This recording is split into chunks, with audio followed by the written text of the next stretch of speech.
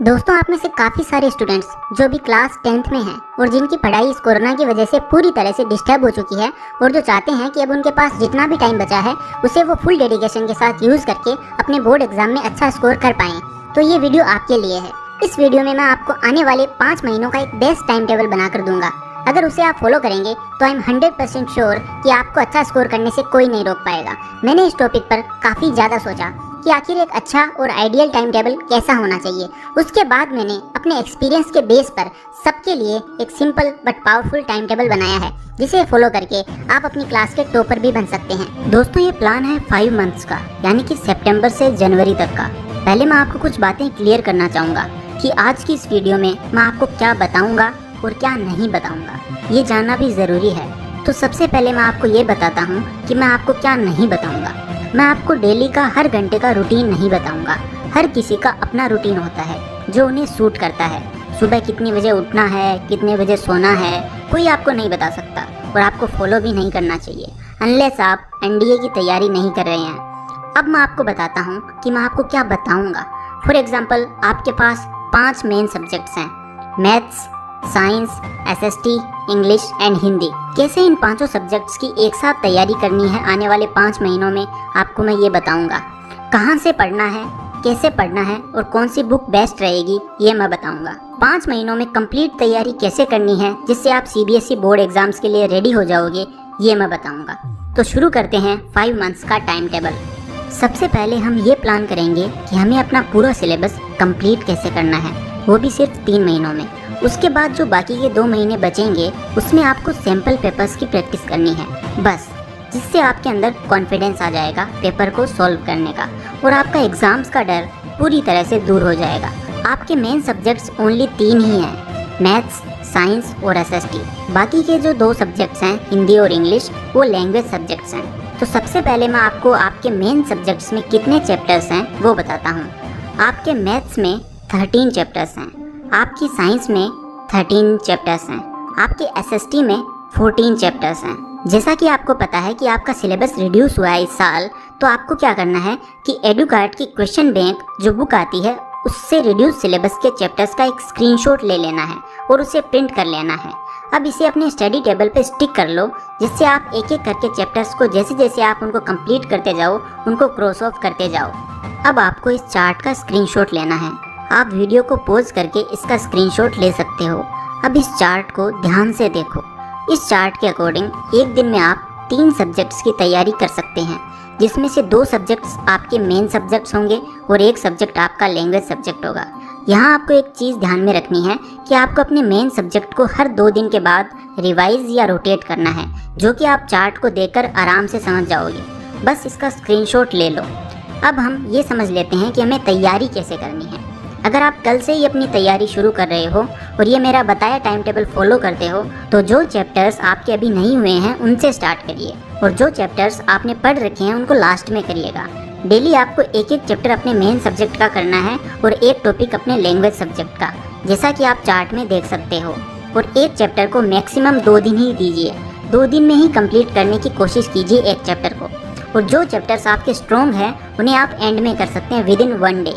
आपको अपने main subjects को एक दिन में 3 से 4 घंटे देने हैं और लैंग्वेज वाले सब्जेक्ट्स जैसे हिंदी और इंग्लिश इनको सिर्फ 2 घंटे देने हैं। अगर आप इस टाइम टेबल को फॉलो करते हैं तो आप अपने टोटल 40 चैप्टर्स 50 to 60 डेज में कंप्लीट कर लेंगे। कुछ चैप्टर्स जैसे कि कार्बन एंड इट्स कंपाउंड्स बहुत छोटे हो चुके हैं, तो आप उन्हें जल्दी कवर कर लेंगे। ये करने से आप नवंबर एंड तक अपने सारे chapters of maths, science and SST complete कर चुके होंगे और साथ में ग्रामर, लिटरेचर और राइटिंग की प्रैक्टिस भी आपकी हो चुकी होगी। अब सवाल आता है कि पढ़ाई कहाँ से और कैसे करें इन चैप्टर्स की, मतलब कि आपका स्टडी मटेरियल क्या होना चाहिए पढ़ने का। आपको आपके मेन सब्जेक्ट्स के लिए सिर्फ 2 बुक्स को ही रेफ़र करना है। एक तो है एडुकार्ड की क्वेश्चन बैंक और दूसरी है एनसीईआरटी टेक्स्ट बुक। एडुकार्ड की क्वेश्चन बैंक मैं आपको इसलिए रेफ़र कर रहा हूँ बिकॉज आपको सबसे पहले एकदम क्लियर होना चाहिए कि सिलेबस में क्या आएगा और क्या नहीं आएगा, यानी कि कौन से चैप्टर का कौन सा पोर्शन डिलीट कर दिया गया है। ये आपको एडुकार्ड के क्वेश्चन बैंक में स्टार्टिंग में ही क्लियरली बताया गया है। एक एक टॉपिक जो नहीं पढ़ना है वो रेड मार्क हो रखा है, ये आप स्क्रीनशॉट में देख सकते हैं। जब आपको ये क्लियर हो जाएगा कि आपको क्या क्या पढ़ना है, तब आपको चैप्टर पढ़ना शुरू करना है। दोस्तों आपके एग्जाम्स के लिए सबसे इम्पोर्टेंट पता है क्या है, जिसके बिना आप अच्छा स्कोर कर ही नहीं सकते हैं, वो है आपके प्रीवियस ईयर के क्वेश्चन पेपर्स। जी हाँ दोस्तों, प्रीवियस ईयर के क्वेश्चन से आपको इतना फ़ायदा हो सकता है जितना आप सोच भी नहीं सकते। ज़्यादातर question same to same exams में रिपीट होते हैं, तो आपको प्रीवियस ईयर के क्वेश्चंस को तो बिल्कुल भी नहीं छोड़ना है। एडुकार्ट के इस क्वेश्चन बैंक में आपको लास्ट 10 ईयर्स के सभी questions chapter wise and section wise मिल जाएंगे। मतलब किस चैप्टर से कौन सा क्वेश्चन कौन से पोर्शन से पूछा गया है, ये सब आपको पता चल जाएगा।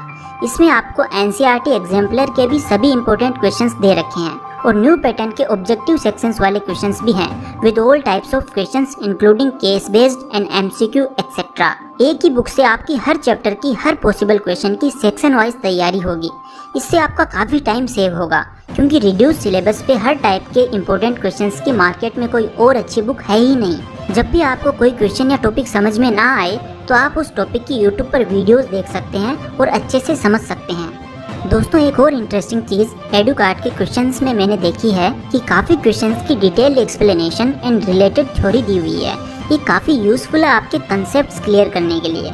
ये देखिए दोस्तों, इस तरह से टॉपिक्स एक्सप्लेन करने से आप खुद से भी उस टॉपिक को अच्छे से समझ सकते हो।